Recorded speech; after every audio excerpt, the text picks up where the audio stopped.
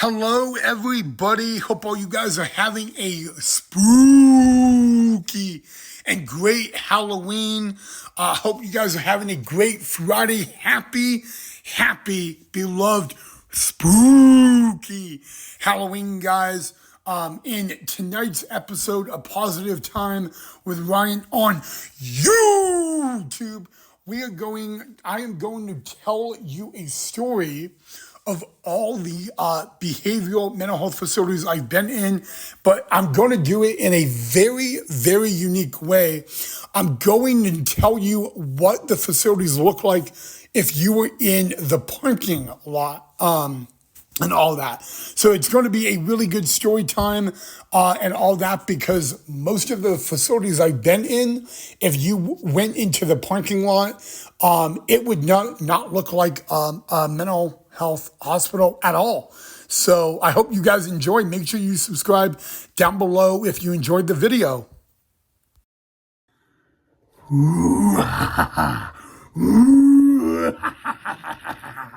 Hey guys, Ryan here. Hope all you guys are having a lovely Friday and Halloween. Hopefully you guys are ready for a new month tomorrow. But as you just said and heard me say in my voice audio recording in tonight's episode and this episode, I'm going to talk about some mental health facilities that I've been in. And I'm going to talk about them, what they would look like if you were in the parking lot. And then in part 2 of the episode, I am going to talk about how my girlfriend and I stayed together through my mental health hospitalization. All right, guys, let me just say one thing real quick and get started. Anytime you go to a mental health facility, long-term, short-term, doesn't matter. It's not fun to be there, guys. It is no vacation. And all that. I've seen people get divorced on the phone in there. I've seen people break up with this boyfriend or girlfriend or fiance. So really, guys, it's no vacation. You are there to get help. You need help. And all of that. So there is nothing fun about it. I just wanted to get that started underway. All right, guys. The first hospital I'm going to talk about that I was in was Intermountain. I don't really have good memories at this one, guys. I was in Intermountain in 2013 and 14, my sophomore year of high school. The reason I really don't have good memories about it, guys, is number one, that was also the first time I was ever mentally health hospitalized. And I was hospitalized for self-harm and suicidal thoughts, guys. It took a lot for me to get through that time. Literally, guys, I was, I remember one time feeling that I was in jail, but I'm not, okay? Number one, guys, the Intermountain was the longest admission intake process I ever had to go through. I'm going to tell you why. Normally, when you go to a mental hospital, guys, your intake admission takes 15 minutes. At Intermountain, no matter if I got admitted through day or night, it took me over 3 hours to get admitted. Okay, so very, very long process, guys. I use the term grinding through this because this was a very old hospital, guys. This hospital, guys, has been open since the 1920s. That's why it's the oldest facility here in Boise, guys. And it did a lot of interesting things.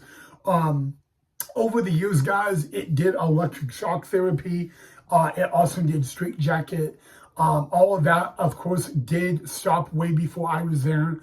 But it is the only behavioral hospital here in Boise, Idaho, that did use electric shock therapy and the straitjacket. Over the years, guys, it's had its issues. It's had escapes. It's had riots. It's had brawls.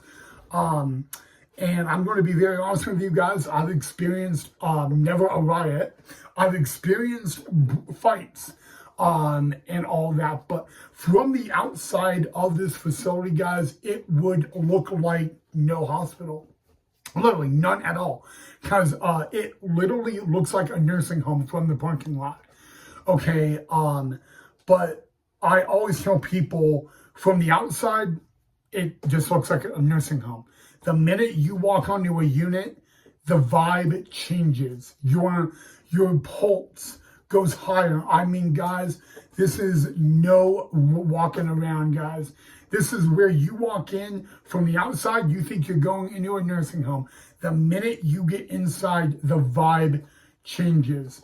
And I'm going to tell you what I mean by that. All right. Number one, guys, the one thing that is very, very unique about Intermountain is it does inpatient and outpatient treatment for mental health and drug and alcohol rehab. Okay. The longest you can ever be in Intermountain, whether you're a kid or an adult, is 90 days. You cannot be there past 90 days.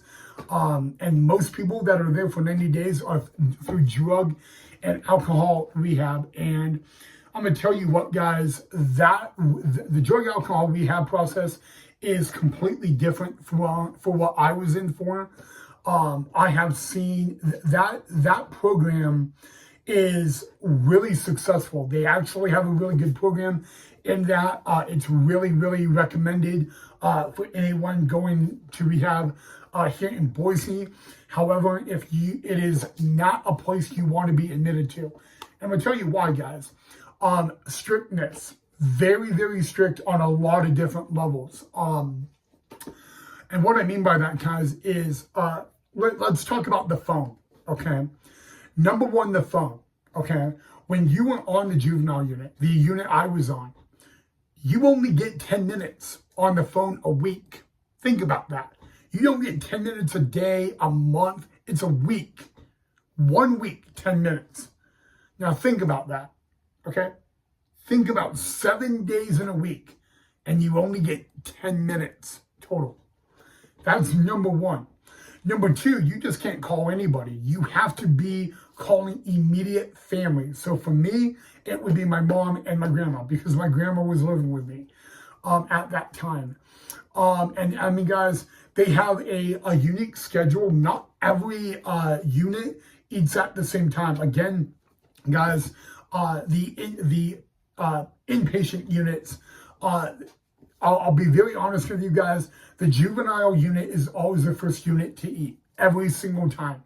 Then it goes to the young adult and then the elderly. Now the elderly, guys, I didn't know this. The elderly breakfast time is at 10 a.m. Think about that.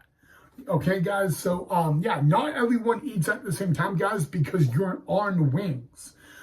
Every wing, guys, has its own record. And the record, really, guys, is nothing special. And all that, guys. And you literally, from the parking lot, guys, you cannot see any patient rooms, nothing. The reason for that is escape-wise and all that. So, literally, guys, people say, oh, I could drive into the parking lot and see a patient's room. You can't. The windows you would see, those are like therapists and counselors' offices and all that. So you're not going to be able to see it. But what's really odd about it, and it's also unique, this is a mental health facility that has no security at all. So you're probably asking me, what if there's a brawl, a fight, a riot? They call the cops for that. And I've actually experienced a brawl where the cops came and we were literally confined to our room for about the majority of the day, you know. So, you know, am I saying there's a lot of violence that goes on in that facility? At some points, yes. But literally, guys, it's very, very unique in a way, guys. It is very strict. And I think the strictness they use is so there are not escapes. But they also, guys, they have a great medical staff, a great mental health staff. And they helped me a lot, whether I was crying every single day or stressing or anxiety. their mental health staff really, really helped me. Despite all the chaos that goes on, I really had a lot of great nurses that would sit with me and talk to me.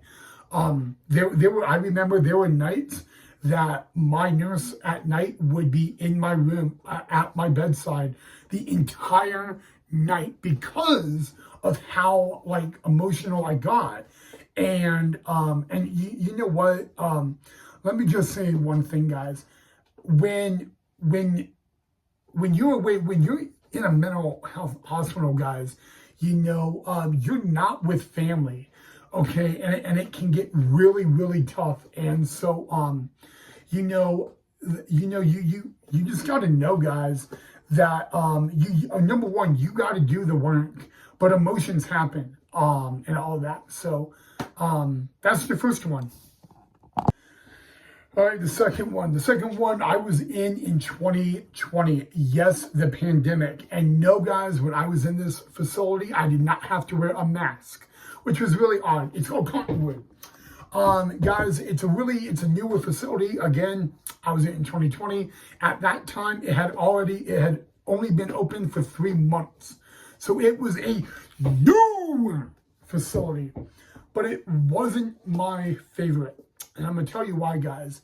Number one, guys, the groups I was in.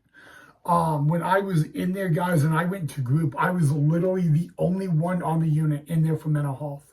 Everybody else on the wing or unit, as I call it, was in there for drug or alcohol rehab. So that was a little tough, first of all, okay?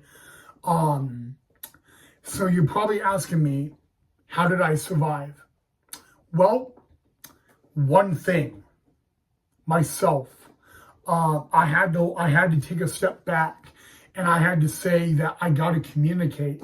I can't hide stuff. If I'm having a bad day, I got to talk about it.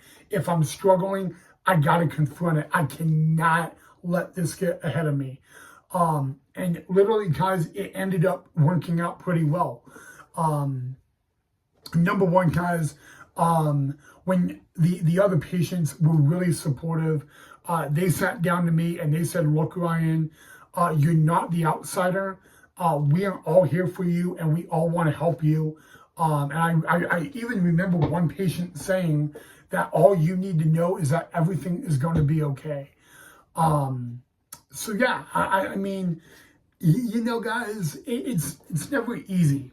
But it was a newer facility, guys. It's really, really open. There's a lot of movement on that facility, guys. But what's really odd about it, guys, is it's really one of those open walked facilities.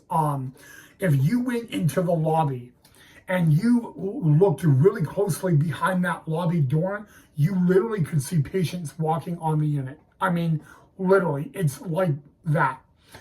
It is a big facility, though, guys. It has 6 different wings, and only one of those wings are for the juveniles or the pediatrics. So there are 5 adult wings on this facility. And what's even more rare about it is it has a weight room. Yes, you did hear me. It has a weight room. It also has a library. And if you think that that's all it has, you're way, way off. It also has a Lego room. You're probably looking at me like, what the heck? Literally, if you wanted to go and play with Legos or build something with Legos, they put you in the Lego room, which is humongous, guys. The Lego room can fit up to 44 people. The weight room can fit up to 26 people, and the library can fit up to 38 people. So it is no short of a thing. I do remember one thing, guys. Number one, you could go to the gym at any given time, day or night, but the library and the Lego room was a little more different. So, and all that. You couldn't be in the Lego room or the library past 9 o'clock. So, yeah, but pretty round. And the cafeteria, guys, was a pretty interesting cafeteria as well. They did a lot of yoga. They did, it was just a a really unique way to be looking at it. All right, guys, now I'm going to talk about how I maintained my relationship every time with my girlfriend. Number one, I always get asked this and I have to answer it. Was she allowed to visit me? Absolutely not. I was not allowed to see her. Was I allowed to talk to her on the phone? Absolutely not. Here's the thing. The reason why is, number one, I don't live with her. That's the number one reason.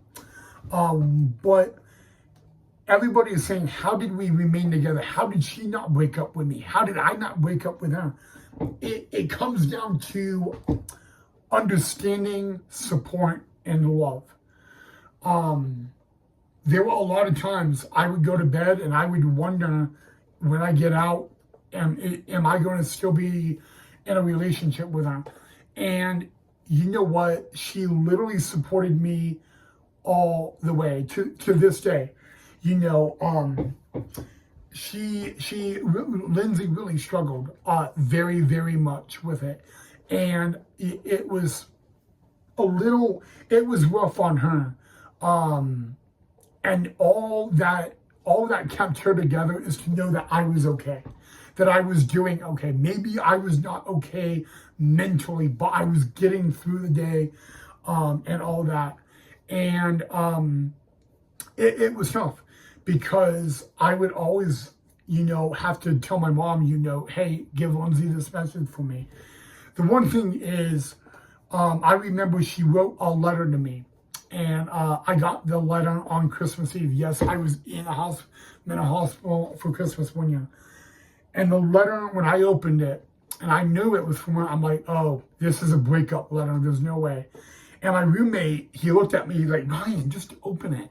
And I opened it and I cried because it said, Ryan, I am never giving up on you. You are the love of my life.